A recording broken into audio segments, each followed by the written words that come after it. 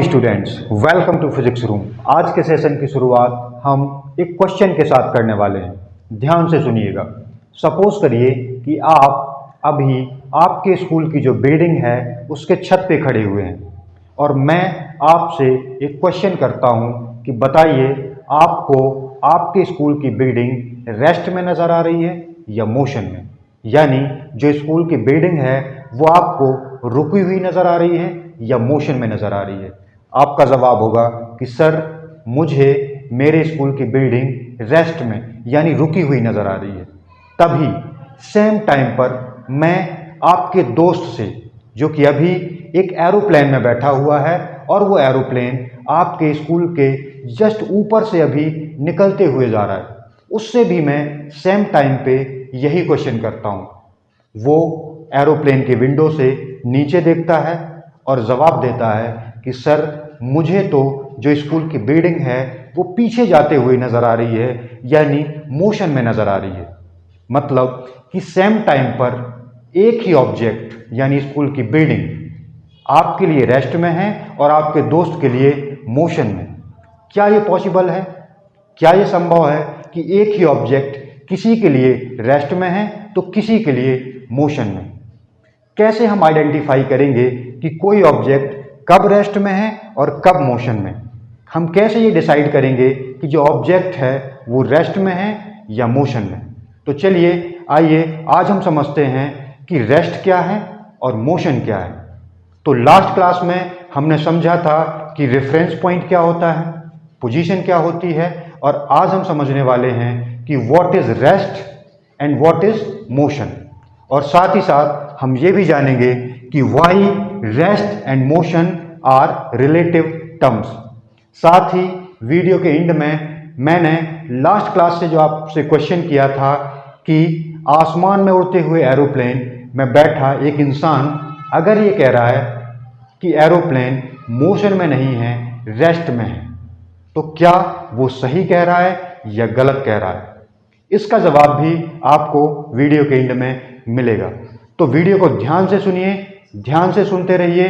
आपको आज इस वीडियो में रेस्ट और मोशन को लेकर के जितने भी डाउट्स हैं वो सारे डाउट्स आज आपके क्लियर हो जाएंगे। तो चलिए स्टार्ट। रेस्ट एंड मोशन की डेफिनेशंस क्या हैं, इनके एग्जाम्पल्स क्या हैं, इन्हें समझने से पहले हम ये समझ लेते हैं कि ऐसा कौन सा टर्म है या ऐसी क्या चीज़ है जो हमें रेस्ट और मोशन को आइडेंटिफाई करने में हमारी हेल्प करेगी। यानी ऐसा क्या चीज़ है जो हमें ये आइडेंटिफाई करने में हेल्प करेगा कि किस ऑब्जेक्ट को हम रेस्ट में कहेंगे और किस ऑब्जेक्ट को हम मोशन में कहेंगे। तो इसका जवाब है सराउंडिंग। सराउंडिंग एक ऐसा टर्म है जो हमें ये आइडेंटिफाई करने में हेल्प करता है कि हम किस ऑब्जेक्ट को रेस्ट में कहें और किस ऑब्जेक्ट को मोशन में कहें। तो चलिए समझते हैं कि सराउंडिंग है क्या। इमेजिन करिए कि जब मैंने आपसे ये क्वेश्चन पूछा था कि स्कूल की बिल्डिंग रेस्ट में है या मोशन में है, आपने जवाब दिया रेस्ट। कैसे जवाब दिया? आपने ये कैसे डिसाइड किया कि स्कूल की जो बिल्डिंग है वो रेस्ट में है? तो जवाब देने से पहले सबसे पहले आपने अपने आसपास देखा। आसपास मतलब कि आपके आसपास जो पेड़ लगे हुए थे, जो खेत थे, जो आपके आसपास जो मकान बने हुए हैं, कोई इलेक्ट्रिसिटी का बड़ा टावर लगा हुआ है या और भी ऐसी बहुत सारी चीज़ें जो आपके आसपास हैं। ये सारी चीज़ें जो आपके आसपास हैं वो क्या है? वो है सराउंडिंग।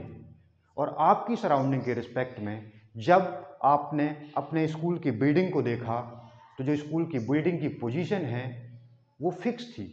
यानी स्कूल की बिल्डिंग की पोजीशन बदल नहीं रही थी, चेंज नहीं हो रही थी।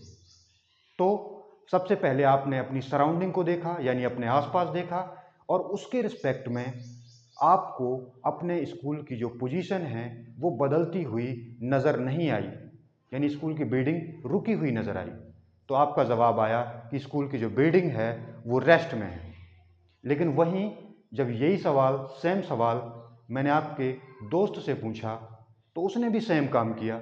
उसने भी सबसे पहले अपनी सराउंडिंग को देखा। सराउंडिंग का मतलब उसकी जो सराउंडिंग होगी, क्योंकि वो एरोप्लेन के अंदर बैठा हुआ है तो उसके लिए जो सराउंडिंग होगी वो होगी उसके आसपास जो लोग बैठे हुए हैं, जो चेयर्स हैं, जो लगेज रखा हुआ है एरोप्लेन में, उन सारी चीज़ों को देखा और उनके रिस्पेक्ट में, यानी उस सराउंडिंग के रिस्पेक्ट में जब उसने नीचे स्कूल की बिल्डिंग को देखा तो स्कूल की बिल्डिंग की जो पोजीशन है वो लगातार बदल रही थी, यानी चेंज हो रही थी टाइम के साथ साथ।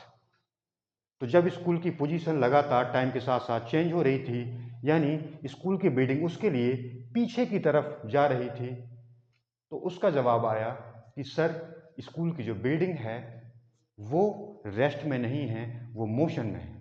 यानी आप दोनों के जो जवाब थे वो बिल्कुल करेक्ट थे। आपका जवाब है रेस्ट, बिल्कुल करेक्ट है। क्यों? क्योंकि आपकी सराउंडिंग के रिस्पेक्ट में स्कूल की पोजीशन में कोई चेंज नहीं हो रहा है टाइम के साथ साथ। आपका जवाब रेस्ट, बिल्कुल करेक्ट।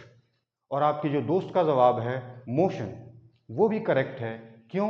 क्योंकि उसकी सराउंडिंग के रिस्पेक्ट में टाइम के साथ साथ जो स्कूल की पोजीशन है वो लगातार बदल रही है, तो उसके लिए वो जो स्कूल की बिल्डिंग है वो मोशन में है। दोनों के जवाब एकदम करेक्ट। यानी कि अगर सराउंडिंग के रिस्पेक्ट में किसी ऑब्जेक्ट की पोजीशन टाइम के साथ साथ अगर बदल रही है तो उस ऑब्जेक्ट को हम मोशन में बोलेंगे, और अगर सराउंडिंग के रिस्पेक्ट में किसी ऑब्जेक्ट की पोजीशन टाइम के साथ साथ ना बदले, ना चेंज हो, तो उसे हम रेस्ट में बोलेंगे। तो आइए चलते हैं definitions. Rest, if the position of an object does not change with respect to its surrounding with the passage of time, then it is said to be at rest. Example, book lying on the table. एक book table पे रखी हुई है, वो आपको rest में नजर आएगी या मोशन में? जवाब है रेस्ट। क्यों? क्योंकि उसके आसपास की जो सराउंडिंग है उस सराउंडिंग के रिस्पेक्ट में बुक की जो पोजीशन है वो चेंज नहीं हो रही है। बुक टाइम के साथ साथ उसी पोजीशन में रखी हुई है जैसे वो पहले रखी हुई थी। इसका मतलब है कि जो बुक है वो रेस्ट में है। Now come to the motion.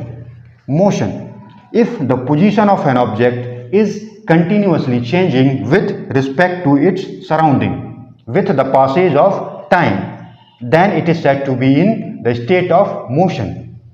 मतलब कि अगर किसी ऑब्जेक्ट की पोजीशन टाइम के साथ साथ सराउंडिंग के रिस्पेक्ट में लगातार बदल रही है तो उस ऑब्जेक्ट को हम मोशन में बोलेंगे। Example, walking man. एक चलता हुआ इंसान आपको रेस्ट में नजर आएगा या मोशन में? जवाब होगा मोशन। क्यों?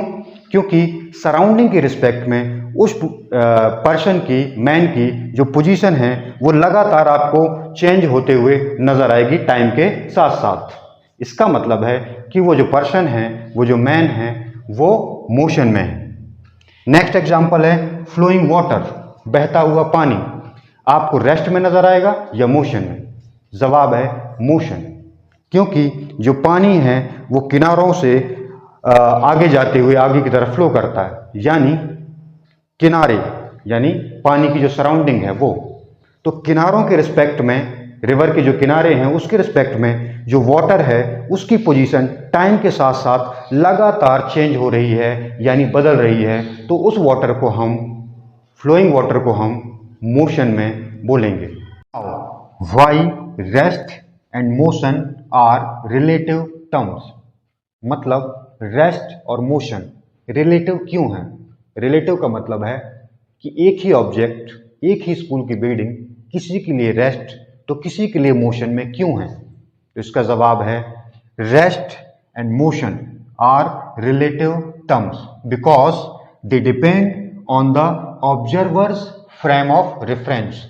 ऑब्जर्वर्स फ्रेम ऑफ रेफरेंस का मतलब है कि जो ऑब्जर्वर है वो देख कहां से रहा है। अगर वो किसी ऐसे जगह से देख रहा है जो पहले से ही रेस्ट में है तो उसका जो जवाब होगा वो डिफरेंट होगा। और अगर ऑब्जर्वर किसी ऐसे फ्रेम ऑफ रेफरेंस से देख रहा है जो पहले से ही मूविंग है तो उसका जो जवाब होगा वो डिफरेंट होगा। जैसे जब मैंने आपसे पूछा कि स्कूल की बिल्डिंग रेस्ट में है या मोशन में है, तो आप एक ऐसे फ्रेम ऑफ रेफरेंस में खड़े हुए थे जो पहले से ही रोका हुआ है। तो आपका जवाब था कि जो स्कूल की बिल्डिंग है वो रेस्ट में है। वहीं जब मैंने आपके दोस्त से पूछा तो वो एक ऐसे फ्रेम ऑफ रेफरेंस में बैठा हुआ है जो पहले से ही मूविंग है। तो उसका जवाब था कि सर स्कूल की जो बिल्डिंग है वो मोशन में है। यानी एक ही ऑब्जेक्ट किसी के लिए रेस्ट में होगा और किसी के लिए मोशन में होगा। ये इस बात पे डिपेंड करता है कि जो ऑब्जर्वर है वो कहां से देख रहा है, किस फ्रेम ऑफ रेफरेंस से देख रहा है। So this is the reason that rest and motion are relative terms. अब आपको यह भी समझ में आ गया होगा कि लास्ट क्लास में यानी मोशन के पार्ट 1 में जो मैंने आपसे एक क्वेश्चन किया था कि आसमान में उड़ते हुए एरोप्लेन में बैठा एक इंसान अगर ये कहता है कि जो एरोप्लेन है वो मोशन में नहीं है, वो रेस्ट में है, तो इसका जवाब अब आप खुद ही दे सकते हैं।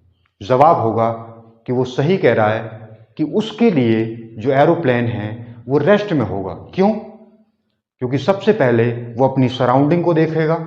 सराउंडिंग का मतलब कि उसके आसपास जो लोग बैठे हुए हैं, जो चेयर्स हैं, जो लगेज है, उसको देखेगा और उसके बाद वो एरोप्लेन की वॉल्स को देखेगा।